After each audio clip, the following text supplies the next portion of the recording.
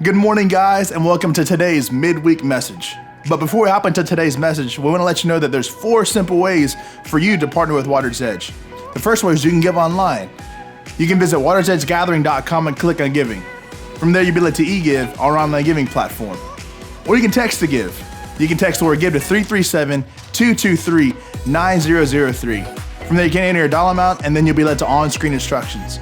Or you can give within the church app. Make sure to go to your app store and download the church app. It'll be a white icon with a gray cross. And from within the church app, search Water's Edge Gathering. And from there, just click give and you can give your tithes and offerings.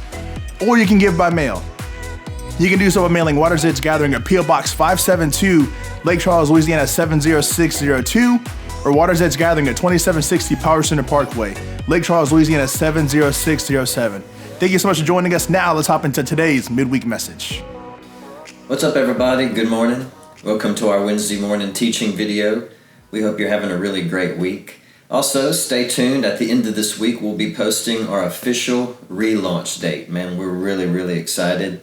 And by the way, our first service back, we're going to treat that like our Easter service, so it's going to be really cool. So stay tuned to our Water's Edge social media, Facebook, Instagram, things like that. And we'll have that date posted soon, man. We're getting plans ready. We're really excited. And for everyone who's hanging in there with us and you're continuing to give in your generosity, thank you so much. You're allowing our ministry to go on. These online services have reached so many people from other states, Baton Rouge, Florida, California, Minnesota. It's really cool. And then we've been continuing to feed people. Miss Kelly and her team, they're doing an awesome job with the limited resources they've been able to get. They've been maximizing all of that and doing great ministry. And so we appreciate them, and we appreciate you for being generous and for hanging in there with us. So thank you so much. You know, you and I in our life don't have to go backwards to try to recreate how things used to be. A lot of times we feel like we have to do that. I used to be happier. What happened to the old me? I used to be more peaceful. What happened to my old life? I used to be more excited about my faith in Jesus. I used to be closer to God. I used to be more patient. My relationships used to be so much closer. What happened to the old me? But what if God has something better for you ahead of you? Because God's always pulling things forward. He's not trying to get us to go back to recreate how things used to be, but He's always trying to pull us forward. So remember this today. We cannot become who we need to be in Christ if we're always trying to become who we used to be. So let's go forward in our life. Now, notice how the biblical story even begins about how God is always pulling us forward to something new and better and stronger and more peaceful. In Genesis chapter 1, verse 1, out of the New Living Translation, it says this: "In the beginning, God created the heavens and the earth." So before you existed, before I existed, before anything existed, before the first speck of dust existed, God existed. And then God began to create. And He did that because He was reaching out.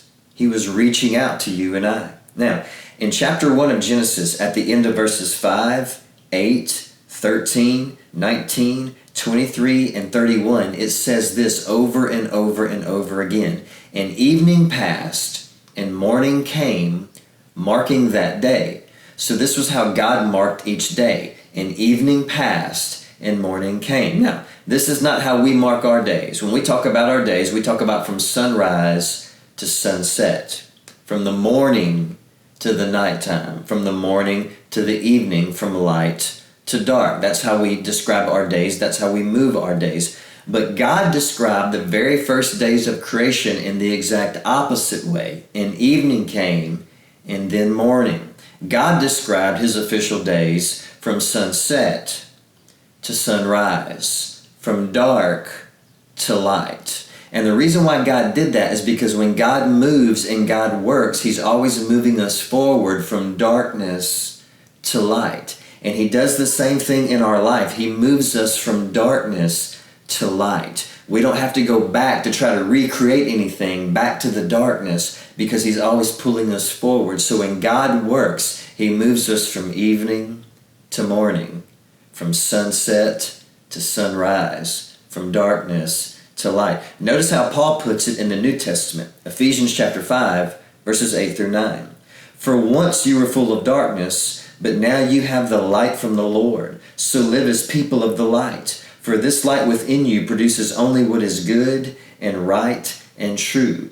Our old past life, our old past struggles can fade away like the nighttime. And our new life in Christ and all the potential that you have because of Jesus in your future can rise like the sunrise, like the morning time, because God moves our life from evening to morning, from dark to light. And God does this because He's reaching out.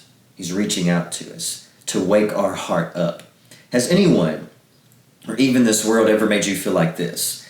Like your past wasn't good enough, your efforts were not good enough, your talents were not good enough, your abilities were not good enough, your time was not good enough, your love was not good enough, your heart was not good enough, your ideas was not good enough, your romance was not good enough. And when something like this happens to us, it can create so many struggles in our personal life. And then naturally, what do? We try to cover it up.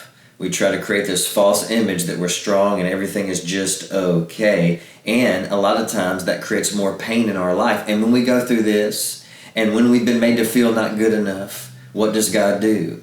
He continues to reach out to us because He's a good, good God, a good Father, a great Father, a loving Father, always reaching out. Notice how the Gospel of John describes this. In fact, these are the very words of Jesus. John chapter 6, verse 35. Jesus replied, I am the bread of life. Whoever comes to me will never hunger again. Whoever believes in me will never be thirsty. And so Jesus, when He was born in Bethlehem. The town Bethlehem, the name Bethlehem means the house of bread.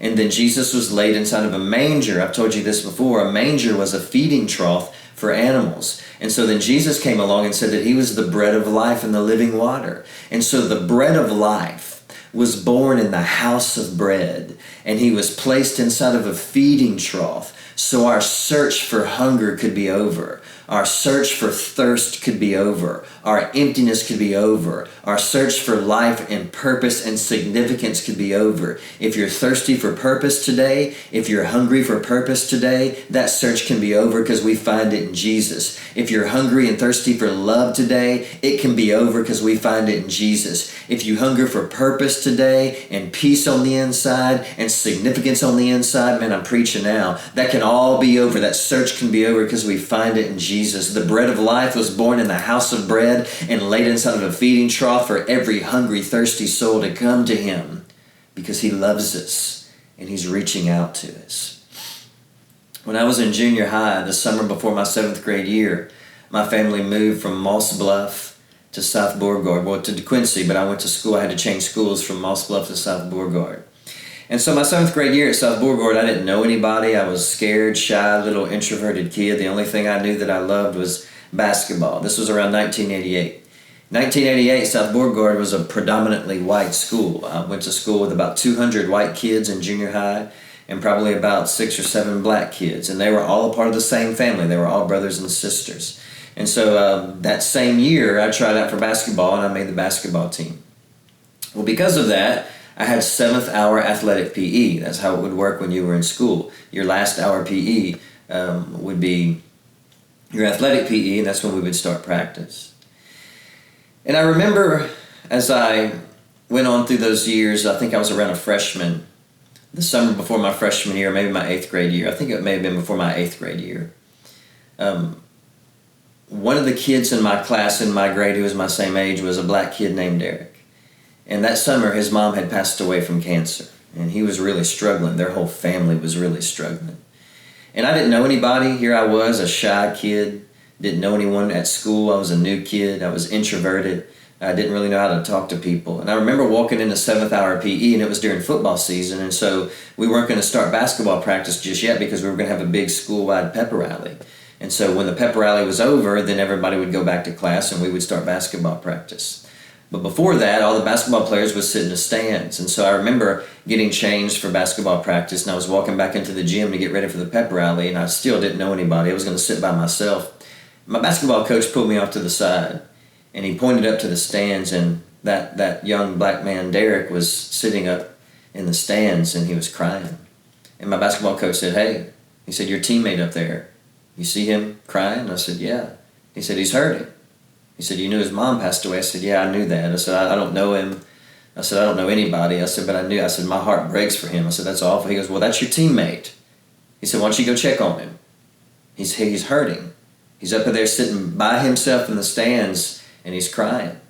Go help him out. Go check on him. And so that's what I did. Here I was, a shy little white kid. I didn't know anybody. There was one black kid in my grade, and it was him. And my basketball coach had to push me to go check on him and to go reach out. And so I walked up those stands, and I was scared and nervous because I didn't know if he even wanted me to reach out to him. And I just sat down, and I began to talk to him, and I began to offer comfort and friendship. And him and I became best friends all throughout school, all throughout junior high, all throughout high school. We became really tight, really close. In fact, I remember us telling each other things that we didn't tell anybody else during those years because we ended up loving each other. And he became one of my greatest defenders. But here's the deal. I knew that I should have reached out to him, but I had to be pushed. I had to be forced to reach out to him. And Jesus, when he came here, he reached out to us, but he didn't have to be forced and pushed. Sometimes when we have people in our life that are hurting, we have to be forced and pushed to do the right thing. We have to be forced and pushed to reach out, to show empathy, to show love, to show grace and compassion. We have to be forced. But when Jesus came here and he knew that we were hurting and we were lost in our past and lost in our darkness, no one had to force him. No one had to push him. He came here on his own in love because he was reaching out to us. Again, notice how the Gospel of John puts this in John chapter 10, verses 17 through 18. The Father loves me because I sacrificed my life so I may take it back again. No one can take my life from me. I sacrifice it voluntarily. No one's going to push me to do this. I do this on my own, Jesus says. For I have the authority to lay it down when I want to, and also to take it up again. For this is what my Father has commanded. Jesus came here. He left there. He came here. He left there a peaceful place, a holy place, a place where there's no sickness, no death, no disease, no tears, no depression, no addiction, no crime, no racism, no hatred, no prejudice, a holy place in heaven. He left there to come here to this dark place. And no one had to push him or force him. Jesus says, I laid down my life voluntarily. I laid down my life on my own. Why? Because I love my people and I'm reaching out to them. So let me ask you a question. How has God been reaching out to you lately? How has God been trying to wake your heart up? In my life, I've recognized that when God is reaching out to me to wake up my heart, he does it in a few ways. I want to share those ways with you today. The first way is this. He reaches out to me through convictions that I cannot seem to shake. These impressions that I feel in my heart come from God, and it's God trying to wake me up. Convictions, impressions that I can't shake to love more, to pray more, to serve more, to help my neighbor who's going through a hard time, to give so I can meet a need, to give up a harmful pattern, to give up a harmful addiction, to give up a harmful temptation, or to do good for the people around me, and on and on. He reaches out to us in our heart with these unshakable impressions and these unshakable convictions because he's trying to wake our heart up and because he loves us. The second way he reaches out to me is this. He reaches out to me during my most difficult storms. And these storms can take a toll on us, can't they? We face storms that produce confusion, anxiety, depression, loneliness, sadness, panic, hurt, heartache, and stress. And it's in those times when I can sense that in my heart, because God's reaching out to me, that the only anchor that I have in this life to help me survive these storms is my relationship with Jesus Christ. That's the only anchor. And so in this unique way during my storms, God reaches out to me to let me know that there's one anchor that'll help me survive and eventually thrive, and that's my relationship with Jesus. So in your storms, pay attention. That's God trying to wake your heart up. The next way that God reaches out to me is this. God reaches out to me when I feel weak. Listen, admitting that you have a weakness in your life is not weak. Pretending that you're trying to be strong when you have a weakness in your life is weakness. If you come to a place in your life where you say, man, I am weak, I'm struggling, I'm hurting, I need people around me that love me, I need God in my life, that's the strongest thing that you can confess. There's nothing weak about saying I need help. There's nothing weak about confession. There's nothing weak about saying, man, I'm weak and I need the strength of God in my life. Because in those times, it's when you humble yourself. In those times when you're humbly honest, that's when the Bible says that God draws close to the humble, but he resists the proud. It's pride that causes us to pretend like we're strong when we're weak. That's pride. And God resists the proud. But it's humility that will cause you to say, man, I'm weak and I need help. I'm weak and I need grace. I'm weak and I need God. And that's when God shows up and gives us strength. So today, if you sense that God is reaching out to you, stop and listen to those convictions and let him wake your heart up. I love you. We love you. Thank you so much for tuning in. We hope you have a good rest of the week. Don't forget, tune in to Sunday morning online experience. It's going to be cool.